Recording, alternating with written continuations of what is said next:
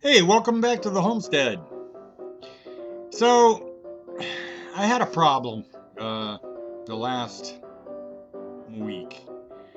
Um, every now and then on the forums, the homesteading forums, and you'll see YouTube videos where people are having neighbor problems. Sometimes it turns into a real Hatfields and McCoy, and I hate to see that happen. We all need to just live and let live. So, this actually started about 8 years ago, just after we moved into the house here. We have a neighbor. They're fairly close, but there's a big gorge between us. And I've only ever even talked to them twice ever. Once when I was building the house, I saw him out mowing and I went over and introduced myself. And about, oh gosh, it was probably 2 years after that, I was mowing and I saw he had a tractor stuck in a ditch. So I grabbed my four-wheel drive pickup and drove around the road and into his drive and helped pull him out of the ditch. And that's the 2 times in 8 years that we've even spoke. Wave now and then, they're friendly, they seem nice, but they just really stay to themselves. And we have some other friends up the hollow a little bit. We used, have Christmas parties with and uh, socialize with, but that particular neighbor, they just seem they just stay to themselves. And they seem to like it that way, and that's fine with us. But, well, back to 8 years ago when I built the house, as I was building the house, I would come out here from work every night, and I didn't have my dogs with me. And they had a cattle dog. And I knew its name was Katie just because I heard him one time calling her, and it was Katie. And Katie would come and visit me when I was working on the house, and she'd roll over on her back and have me rub her belly, and sweet, sweet girl. So got the house built and moved in and got chickens. And I had up a very inferior, very chintzy fence set up that was kind of meant to be temporary. It was like 3.5, 4 foot high, just chicken wire. Stretched around those chintzy red rebar fence posts. And I had their wings clipped, and I only had 6 chickens. We were just getting started, and I had just finished building the coop. And so it got to be winter. There was snow on the ground. And I was going one day, probably at work, and when I came home, I saw 3 dead chickens out there in that run. And it wasn't dark yet. I put them in at night. I went out to see what's going on. And I could see footprints, and the one side of the chicken wire fence was mashed down.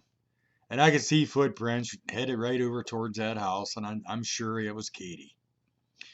Now, I could have went over there and raised hell, and I could have insisted they pay for chickens, but hey, you know, that was as much my fault as it was their fault or Katie's fault.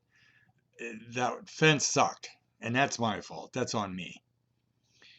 Uh, and what it made me do shortly after that, I put in 8 foot high fence posts and made a chain link run and put chicken wire over the top of it so the hawks couldn't get them. And it was pretty much bulletproof for a long time.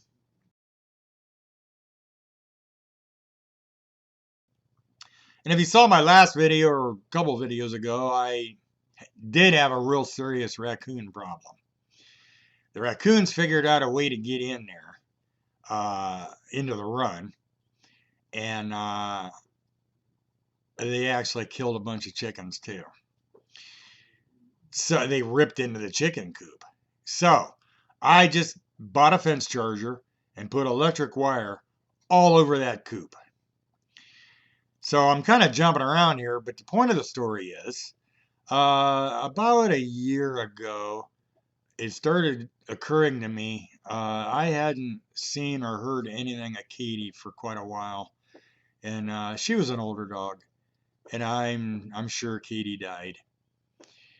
So in the late fall, like October, late October, early November, the neighbors got a new dog, and it looks like a Boston Terrier. It's marked like that, but it's quite a bit bigger than that. So I'm gonna say it's probably some kind of pit bull terrier cross between a Boston Terrier and a Bull Terrier. I don't know. It's bigger, much bigger than a Boston Terrier, but at a distance, that's what I thought it was. So about a week ago, I was out spraying the fruit trees down in the orchard. I got a problem with some fungus starting on my plum trees.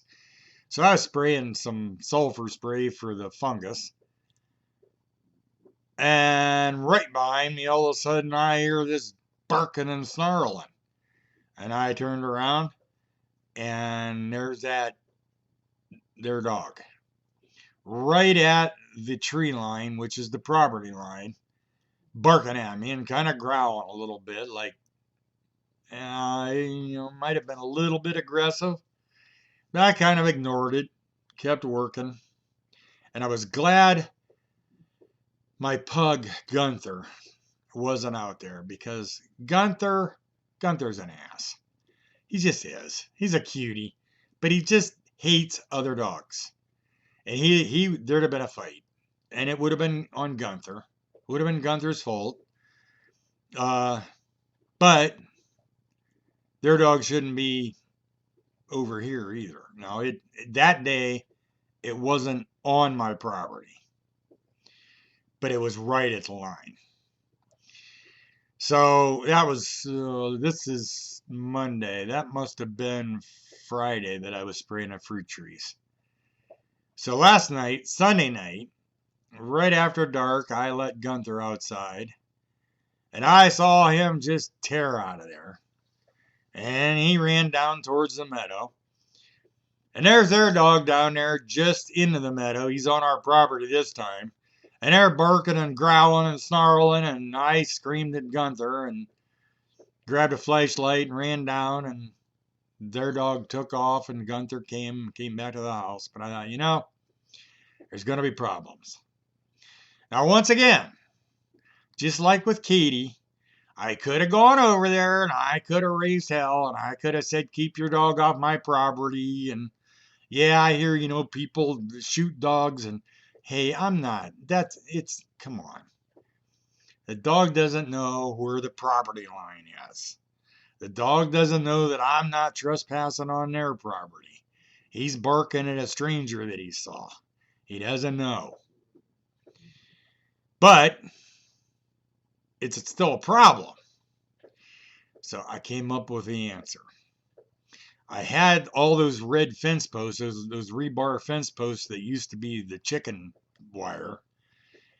Still had them, so I ran to Tractor Supply and bought a couple bags of insulators that go on those. And I had a bunch of wire left from running electric fence on the chicken coop.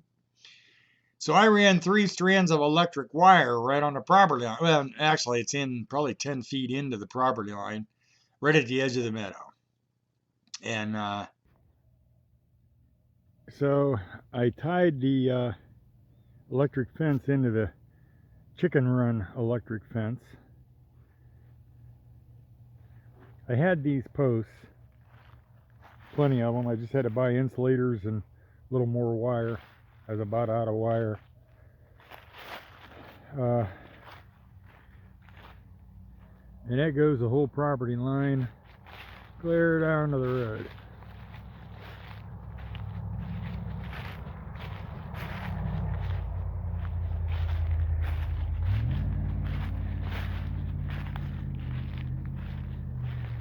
Past the orchard, clear down that way.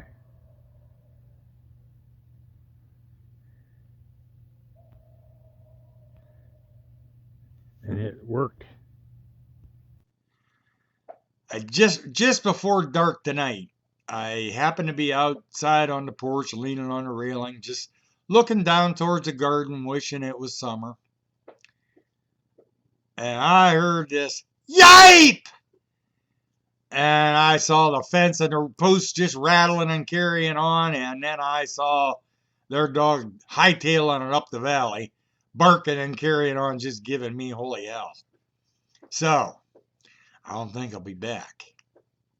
I actually had to get out and fix the fence because he must have been going under it. And when he got nailed, he lifted up and he slid the insulators up the post and had the wire all stretched loose. And it got him pretty good. So I shut the fencer off and tightened the wire back out and moved the insulators down, tightened them better. But, so, you know, the point of this story is good fences make good neighbors. And I'm not going to shoot somebody's dog. I'm not going to go over and, you know, cause a big feud and start a Hatfield and McCoy situation in the valley. I solved it. It was $30. And in that meadow, this summer, I've got the beginnings of 2 strips of hay run. It's been there 6 months. It's going to be a new roost out garden, expansion of our raised bed gardens. And I'm going to have my potatoes and my sweet corn down there in the meadow. So, yeah, it's like my wife and I were talking. That might help keep raccoons out of the meadow too. And I think I'm going to actually put a fence right around the bed of corn, sweet corn. And I can just tie it right to that same fence and have electric fence there too. So, you know, there's a lot. And hey, we hear coyotes screaming and hollering. Right now it's breeding season.